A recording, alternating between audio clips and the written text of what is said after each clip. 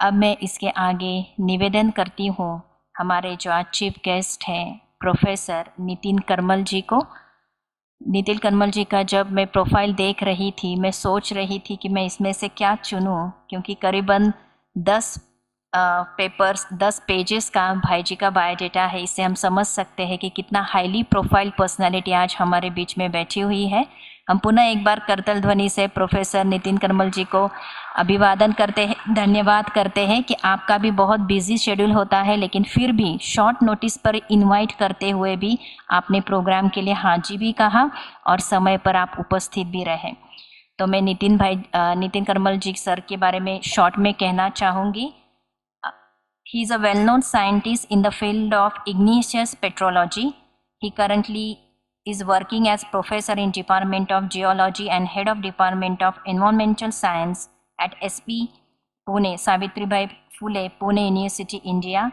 He also works as director IQAC and has been motivating academicians for embellishments towards quality assurance.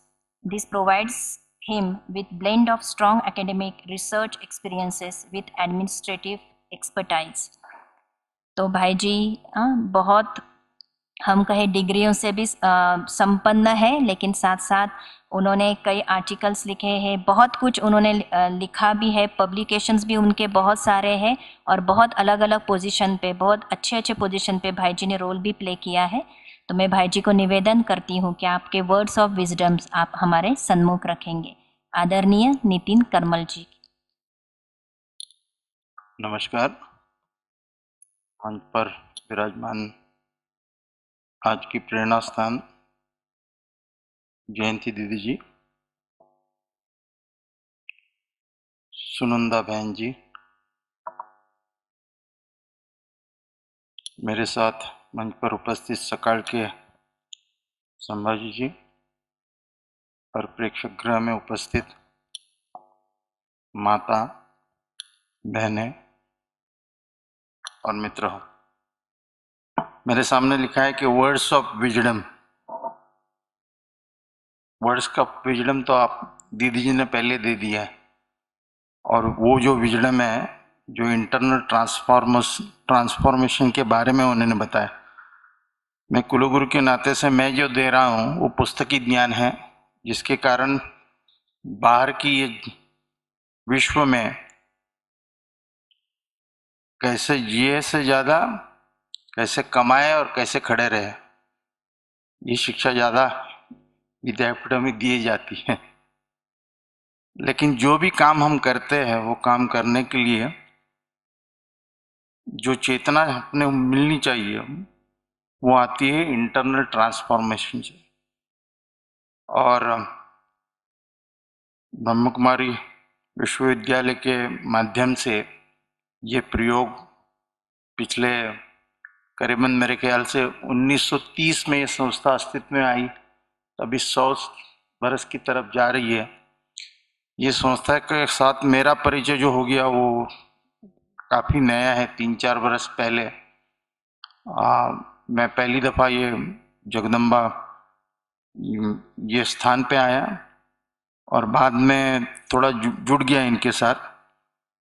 Janaki दीदी की जो बात हो रही थी उनको भी सुनने को मुझे मिला, योग मिला, और पुणे यूनिवर्सिटी ने उनका कार्य देख के उनको सम्मानित भी किया।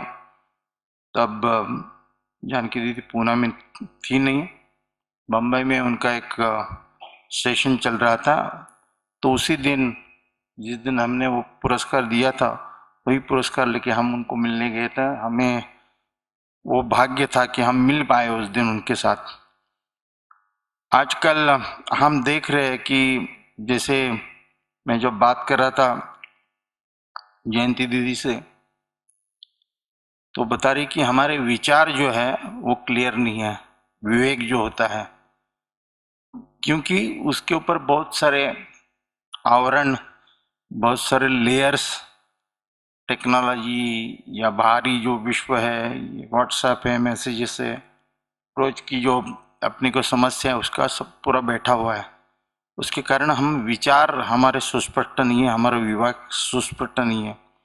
और उसके लिए ये जो राजयोग है, जो मेडिटेशन है, वो जरूरी है, जिसके कारण हम अपनी आंतरिक जो परिवर्तन है उसके कारण जो भी हम काम करें वो अच्छे ढंग से करें, प्यार से करें, जिसमें मेरे ख्याल से जो बोलता है कि एथिकल होना चाहिए, वैल्यू सिस्टम होना चाहिए। ये सब चीज़ें जो है, जो हमको, हमारी तो संस्कृति बहुत पुरानी है, और ऐसे संस्कृति विश्वविद्यालय में जो पुराने हुआ करते थे हजारों बरस पहले, नालंदा या तक्षशिला या विक्रमशिला, यहाँ पे जो गुरुकुल पद्धति से पढ़ाया जाता था, तो उसमें ये भी बातें हुआ करती थी।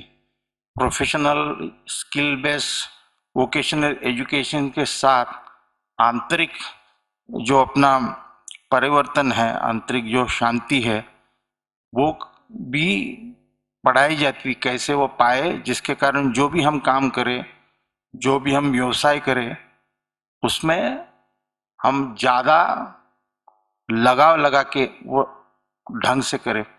तो ये सब चीज़ें पुराने इसमें थी, लेकिन जैसे ही जिसको कॉलोनियल पीरियड बोला जाता है, 11 के बाद हमारे ऊपर जितने हमले हुए, और उसके कारण हम अपना सत्व भूल गए, हम हमारा जो था वो भूल गए।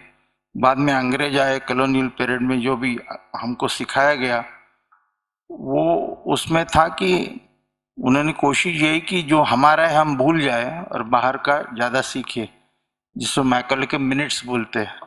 और वो चलते रहे। अब स्वातंत्र के बाद भी पिछले दशक तक, मैं कह रहा पिछले कई बरस तक वही हम पढ़ रहे थे। आज जो नई एजुकेशन पॉलिसी आई है, न्यू एजुकेशन पॉलिसी, उसमें ये पुराना और नया इसका मिश्रण करके जो अच्छी चीजें है वो पढ़ानी चाहिए, जानी। तो उसके कारण स्पिरिचुअलिटी, हम लोग एक ऐसे इसमें रहते कि अध्यात्म बोले तो वो सब 60 बरस के बाद करना है। अध्यात्म चीज शुरू होती है 60 के वर्ष के बाद। तो वैसे नहीं, अध्यात्म ये किसी धर्म से जुड़ा हुआ नहीं, ये आंतरिक शांति है, आंतरिक प्रेरणा है। ये बचपन से शुरू हो सकती है। जानकी दी से मैं जब बात कर रहा था तो वो बता रही थी कि उम्र 15, 16, 18 में उन्होंने इसका प्रवास शुरू हो गया। तो ऐसा कुछ चीज नहीं कि अध्यात्म ना धर्म से जुड़ा है ना रिलीजन से जुड़ा है। वो चीज ऐसी है कि आंतरिक शांति जो होनी चाहिए, कि ये जो प्रवास है हमारा जन्म से मृत्यु तक, उसमें हम क्या खोज रहे थे कि ये बाहर से पैसा कमा के जो भी खरीदा जाता है, वो चीज मेरे ख्याल से उससे ऊपर जो चीज है, जो आंतरिक शांति है, वो ज्यादा जो हमें सुख दे, जो हमें शांति दे, इसके बारे में जो सब बताया जाता है, ये मेरे ख्याल से जो आज का टॉपिक है, फिल एंड फ्लाई, जब हम इंटरनल ट्रांसफॉर्मेशन में हम हो जाए, हमारा ज्योति स्वरूप है वो हम पहचान पाए, तो मेरे ख्याल से जीवन जो हम जी रहे हैं वो बहुत ही आसान, सुखद और सुंदर होगा। तो वही सब चीज़ें मेरे ख्याल से यहाँ से दी जाती है। मैं तहे दिल से इनका आभारी हूँ कि मुझे ये कार्यक्रम में आज बुलाया। वैसे कार्यक्रम तो बहुत होते रहते हैं, क्योंकि यहाँ आते ही एक शांति महसूस हो जाती है। तो व्यस्त इसमें कभी तो कई 1-2 घंटा ऐसे मिलने चाहिए यहाँ पे जो सत्संग बोलते हैं हम, जिसके साथ बैठे उससे हमें कुछ तो मिले और शांति मिले। वो सत्संग का अनुभव करने का मौका हमें आज दिया, इसलिए मैं तहे दिल से उनका शुक्रगुजार हूँ।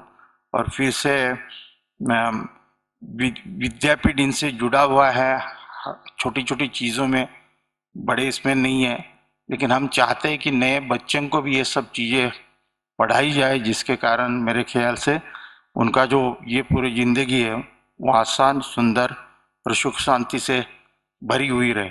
धन्यवाद।